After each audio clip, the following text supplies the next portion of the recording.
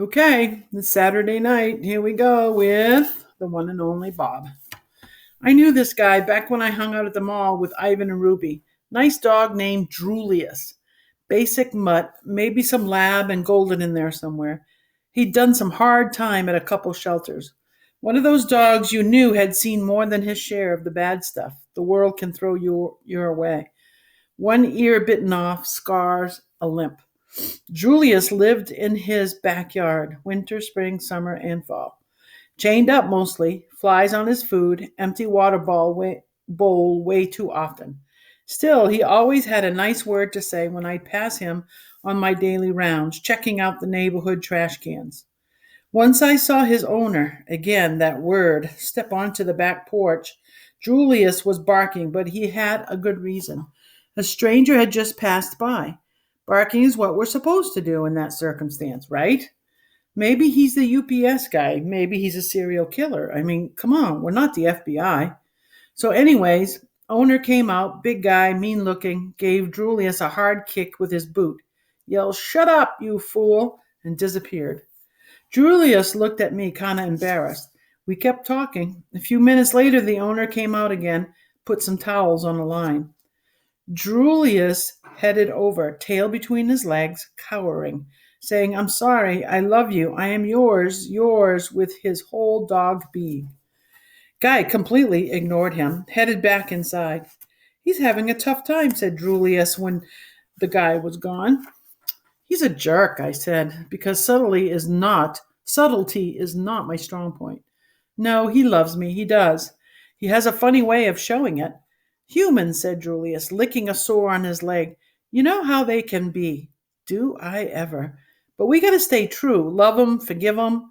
I thought about that. Thought about it a lot. Why, though?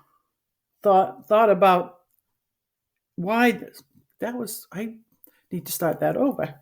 I thought about that. Thought about it a lot. Why, though? I finally asked. Why do we have to forgive them? Julius looked shocked, then confused, as if I just asked why cheese tastes good. It just does. "That's the way it is," he says. "That's what we do, Bob." I started to reply, but I managed to hold my tongue, which is not easy for me. It's a very long tongue with a mind of its own. There was no point in making Julius feel worse than he already did. Later that morning, I found half a turkey sandwich, gave the whole thing to him. Well, okay, I had a taste first, but still. Seems like forgiving humans is one of those doggy things we're all supposed to do.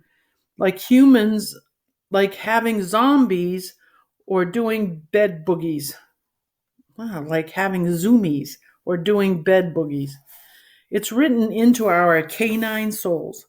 Well, somehow I didn't get the memo, the one that apparently went out to every other dog on the planet about forgiveness. Why should I forgive the humans who tossed me and my siblings out into the night? When you forgive, you lose your anger, and when you lose your anger, you get weak. And when you're weak, you can get hurt all over again. By the time we reach the park, the sky is definitely in a bad mood.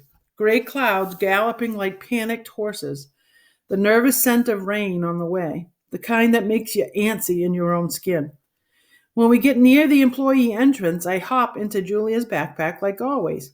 We enter through the special gate where George shows his ID, checks in, and says hi to the staff. Pet dogs aren't allowed in the park.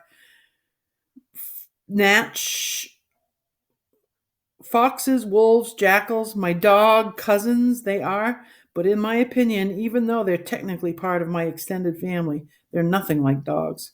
Only dogs have perfected the art of human watching. The smartest thing we ever did was figure out how important the human gaze is. So often, when we follow our owner's eyes, we're rewarded with something amazing. A smelly sock, a glazed donut that's fallen on a smelly sock. We follow every blink, every sidelong glance. We see it, whatever it is, before humans do. We understand before they do. And if there's a glazed donut involved, we eat it before they do. It's mid-morning, still pretty early. There aren't many visitors around yet. We've got a meeting in 20, George tells a couple of workers. Hank and Sonia, who groan, just a quick one, going over contingency plans one last time in case there's any flooding. During the last hurricane, a small part of the park flooded, mostly near Reptileville. George helped move cages. He came home smelling like cottonmouths and copperheads. It was all I could do to not barf. Weather Service just issued a tornado watch, Hank says. I thought we were having a hurricane, Julia says. We are, Gus. But sometimes tornadoes are spawned during hurricanes, George explains. Julia frowns. But a watch means maybe, not for sure, right? Yeah, but I want you to head home, George says, just in case. Please, Dad, just 10 minutes, Julia says. She's using the special voice she reserves for moments when she really, really wants something from her parents. I guess kids manipulate their moms and dads the same way dogs manipulate humans. I don't know, George begins. I promised Bob. I figure that's my cue to pop my head out and look adorable, so I do. Hey, Bob, says Hank. Sonia reaches over and scratches my ears. I'm pretty popular around the park. I give George my best puppy eyes and he caves. 10 minutes tops, he says. Meet me back here. Puppy eyes works every time. Here's how I figure puppy eyes got their start. Cave humans were sitting around a fire wearing mammoth fur and grunting about how there was nothing on TV because TV hadn't been invented yet. And some wily wolf thought, whoa, they've got leftover mammoth meat. And he probably whimpered and cowered and did a tummy display and looked pathetic enough that Mr. Oog finally tossed him a bone. And soon enough, a few zillion years later, voila, man's best friend.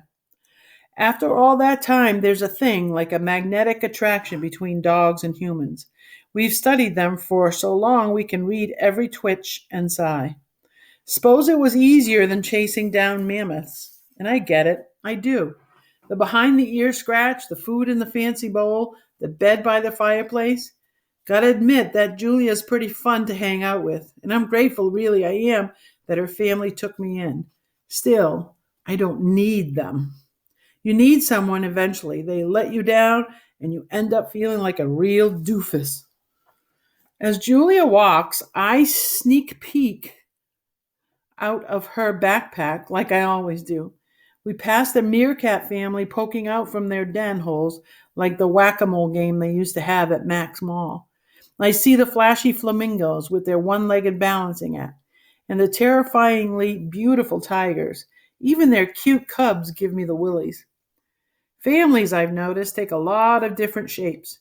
Jim and Joe, the penguins, adopted an abandoned egg, and they are the sweetest, doting parents you ever saw. I see it with humans at the park, too. Families of all shapes and sizes and colors and genders, and yep, they all seem to do just fine. We round a corner past Sea Otter Alley. Oliver and Olivia are floating calmly on their backs, holding each other's paws. It's pretty adorable, I have to admit, but me, I don't need the trouble that comes with family. Babies puking, toddlers whining, spouses nagging. Talk about a design flaw. The park's pretty big, lots of twisty paths and fascinating smells. All the parts have names. There's the African Aviary, the Outback, Penguin Cove, Lemur Landing. It's like puzzle pieces of the world. A little Africa here, a little Asia there. Dogs, you can find us pretty much everywhere. Our territory is Earth, as long as we're hooked up with humans, that is. Along the shady paths, volunteer guides will answer your questions. They'll tell you about how animals used to roam one part of the world or another until things changed. Things change. That's one thing I figured out. Don't ever assume a little patch of the planet belongs to you. Things change. Boxes go flying. On our way, we always stop by the wolf habitat. Julia loves wolves, probably because they remind her of me. You have to look hard, maybe squint a little, but if you try, you can catch a hint of my inner wolf. It's in the eyes mostly, also in my distinguished profile. I dream I'm a wolf sometimes, and when I wake up, I'm panting and my fur's on alert, and I'm feeling, yeah, the world could hurt me, but I could hurt the world right back even harder. Like there's a dangerous, hard part of me chained inside, struggling to go free and just, I don't know, get even. Then I go see what's for breakfast. There's a gray wolf. Whoops, I think I'm going to stop right there. It's a perfect spot, actually. Okay.